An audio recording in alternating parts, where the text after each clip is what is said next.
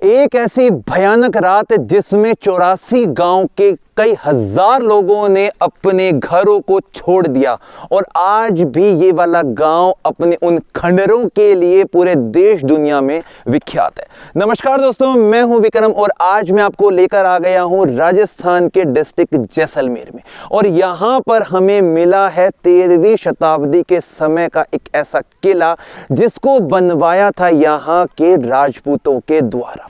और आसपास का जो एरिया है वो आज भी देखने में हमें खंडहर दिखाई देता है। उसके ऊपर लगा हुआ है एक श्राप और उस श्राप के पीछे की ऐसी खौफनाक दास्तान जिसको हम अपनी आज इस वीडियो में करने वाले हैं। क्या दोस्तों, सबसे पहले आप यहां पर बना हुआ ये फोर्ट जो देख रहे हैं इसे कहा जाता है खाबा का किला यानी कि खाबा फोर्ट। और दोस्तों ये खाबा फोर्ट जो है ये पड़ता है आप लोगों का डिस्ट्रिक्ट जैसलमेर से तकरीबन 30-35 किलोमीटर की दूरी पर।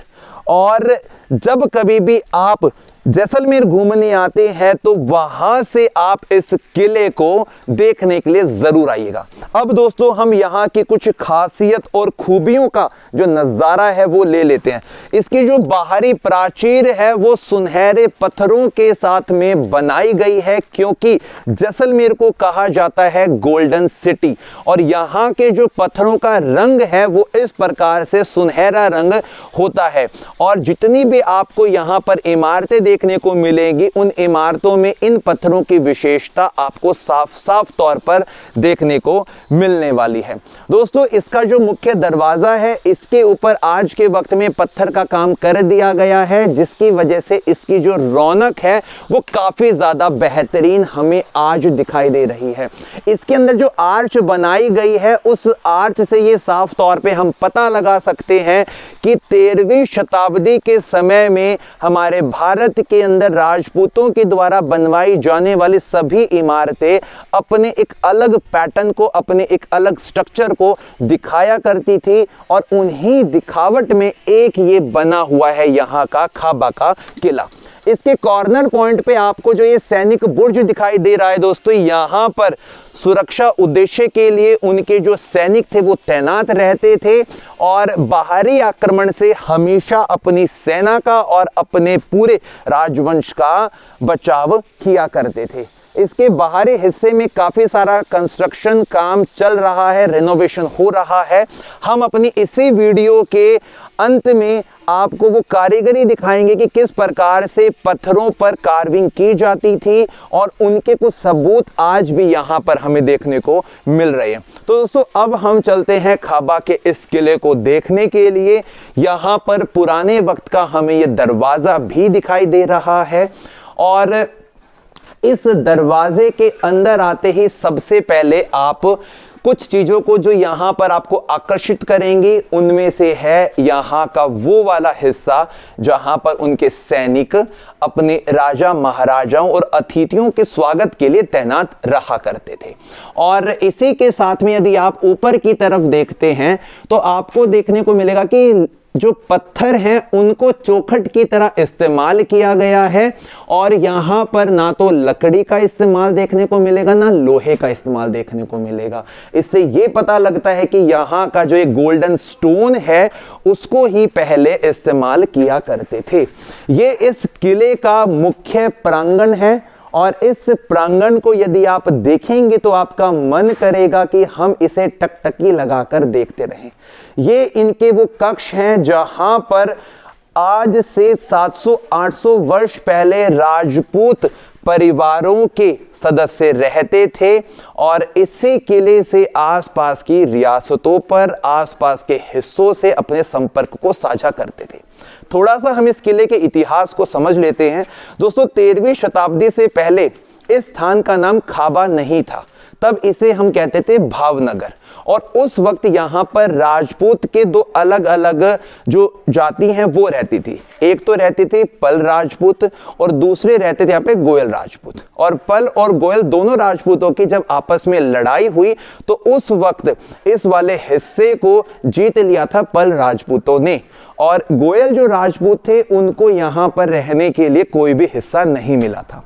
लेकिन 13वीं शताब्दी के कुछ अंतिम पलों में एक व्यक्ति हैं जिनका नाम है नेहड़ पालीवाल ब्राह्मण, जिन्हें हम हरजल पालीवाल ब्राह्मण के नाम से भी जानते हैं।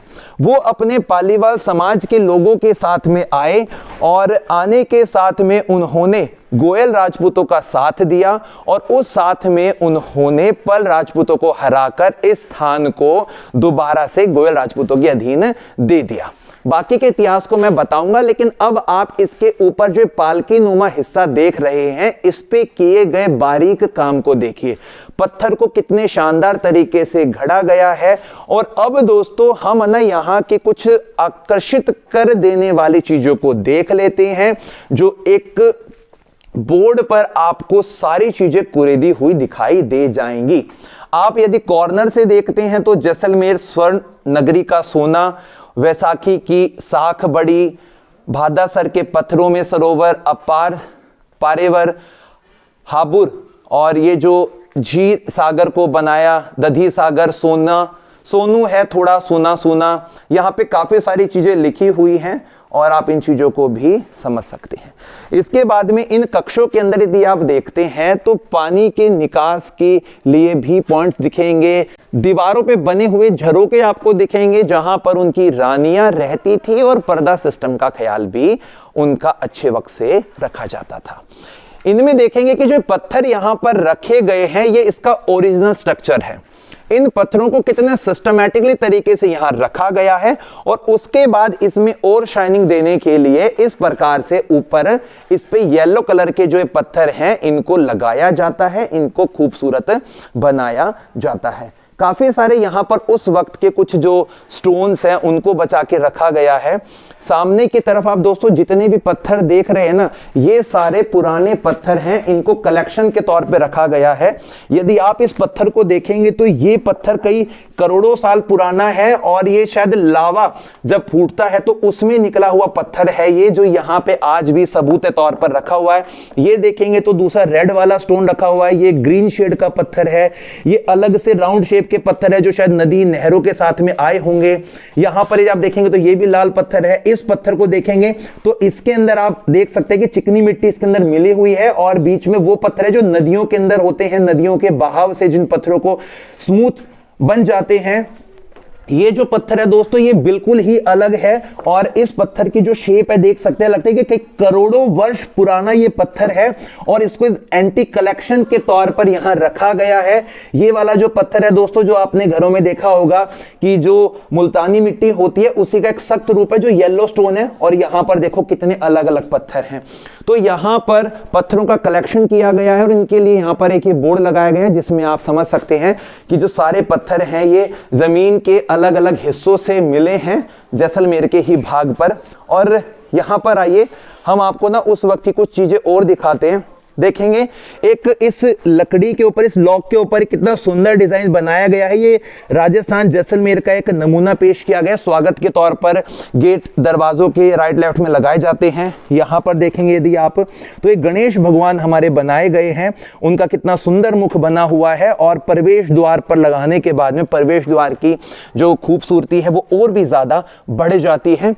आप एक बार थोड़ा इस कमरे के अंदर आइए और इस कमरे को जब आप देखेंगे तो आप यहाँ की कुछ विशेषताओं पर अपना जो ध्यान है वो केंद्रित कर सकते हैं। जैसे कि सामने की तरफ आपको देखने को मिलेगा गोलाश्रम बोल्डर, और यहाँ पर जो पत्थर रखे गए हैं उनको यहाँ पे देख सकते हैं।